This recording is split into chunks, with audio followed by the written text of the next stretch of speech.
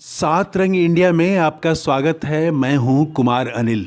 पिछले साल भाजपा अध्यक्ष जेपी नड्डा ने कहा था छोटे दल समाप्त हो जाएंगे। उनकी भविष्यवाणी लोजपा अध्यक्ष चिराग पासवान और राष्ट्रीय लोक जनता दल अध्यक्ष उपेंद्र कुशवाहा पर कुछ सटीक बैठती लग रही है। नीतीश कुमार के एनडीए में आने की खबर से ही चिराग पासवान और उपेंद्र कुशवाहा के खेमे में चिंता व्याप्त हो गई है। कल पूरा दिन मीडिया नीतीश कुमार और भाजपा के पीछे लगा रहा। पासवान और कुशवाहा को मीडिया ने भी अकेले छोड़ दिया है। नीतीश कुमार के एनडीए में जाने की खबर के बाद चिराग पासवान ने अपने प्रमुख नेताओं के साथ बैठक की। बैठक की तस्वीरें भी बता रही हैं कि उनके खेमे में उदासी और चिंता है। कल तक चिराग पासवान कितने खुश थे। वे खुशी खुशी अयोध्या गए थे। राम मंदिर के उद्घाटन में बॉलीवुड के सितारों के साथ तस्वीरें खिंचाई थीं, लेकिन अयोध्या से लौटते ही उनकी खुशियों पर पानी फिर गया। अब उनके सामने नई चुनौती है। नीतीश कुमार एनडीए में आए तो तय है उनकी दावेदारी कमज़ोर होगी। पिछली बार वे 6 सीटों पर जीते थे।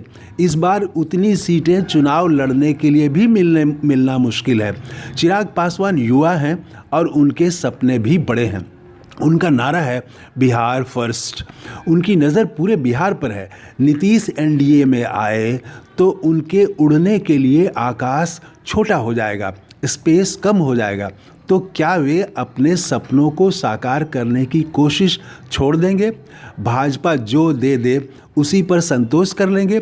अगर संतोष कर लेंगे तो फिर विस्तार कैसे करेंगे? चिराग के लिए लोकसभा चुनाव में पीछे हटने का मतलब है विधानसभा चुनाव में भी अपनी दावेदारी कमज़ोर करना। दावेदारी अगर कमज़ोर हुई तो फिर पार्टी के अस्तित्व का सवाल खड़ा हो जाएगा। इसकी चर्चा हम आगे करेंगे। फिलहाल एनडीए के दूसरे घटक उपेंद्र कुशवाहा की बात कर लेते हैं। उपेंद्र कुशवाहा चिराग पासवान की तरह युवा नहीं हैं। वे 63 वर्ष के हो चुके हैं और हाल के दिनों में संघर्ष करने की क्षमता भी उन्होंने नहीं दिखाई है। उनके सपने भी लगता है छोटे हैं। उन्हें एनडीए में लोकसभा चुनाव लड़ने के लिए 3 सीटें मिल जाती तो वे खुशी खुशी तैयार हो सकते थे, लेकिन अब 3 सीटें भी मिलनी मुश्किल है। संभव है उन्हें एक ही सीट पर संतोष करना पड़े। उनके लिए भी लोकसभा चुनाव से ज़्यादा महत्व विधानसभा चुनाव का है। अगर वे लोकसभा चुनाव में एक सीट पर मान गए तो विधानसभा चुनाव में कितनी सीटों की दावेदारी कर पाएंगे? जाहिर है फिर उनके लिए भी नई परेशानी होगी। हाँ, वे इसका हल इस तरह से निकाल सकते हैं कि वे एक बार फिर से नीतीश कुमार के साथ हो जाएं। चिराग पासवान और उपेंद्र कुशवाहा की तरह जीतन राम मांझी ज़्यादा चिंतित नहीं होंगे। उनके पास खोने को वैसे भी खास नहीं है। उन्होंने एक सीट उनको मिल जाए तो वे शायद संतोष कर लेंगे। असल में नीतीश अगर एनडीए में गए तो वे समझौता सिर्फ लोकसभा चुनाव के लिए नहीं करेंगे, बात होगी विधानसभा चुनाव की भी। नीतीश चाहेंगे कि विधानसभा चुनाव भी साथ साथ हो और उन्हें 100 सीटें दी जाएं। वे फिर से ताकि 70-75 सीटें जीतकर सम्मानजनक ढंग से मुख्यमंत्री रह सकें। नीतीश की यह रणनीति एनडीए के छोटे पार्टनर को परेशान करने वाली है। चिराग पासवान ने अपनी पूरी राजनीति नीतीश कुमार के खिलाफ खड़ी की है। अब उन्हें नीतीश के साथ रहना होगा।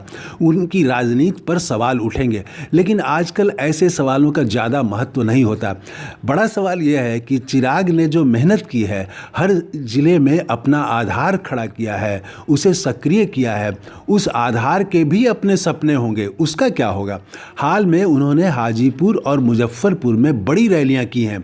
उनकी सभाओं में जुटने वाली भीड़ से अच्छे अच्छे नेताओं को ईर्ष्या हो सकती है। चिराग युवा हैं तो उनमें उनके समर्थक भविष्य का मुख्यमंत्री भी देखते हैं।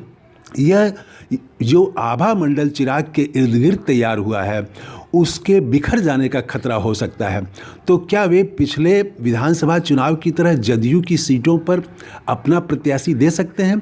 इसकी संभावना ना के बराबर है। इस बार खुद भाजपा नेतृत्व नहीं चाहेगा कि ऐसी स्थिति उत्पन्न हो। इस बार लोकसभा चुनाव है और नरेंद्र मोदी की तीसरी बार ताजपोशी का सवाल है, इसलिए भाजपा कोई रिस्क नहीं लेगी। अगर एनडीए के छोटे दलों में चिंता है उनके सिकुड़ने की चिंता है। तो इंडिया गठबंधन के छोटे दलों के सामने नए मौके हैं।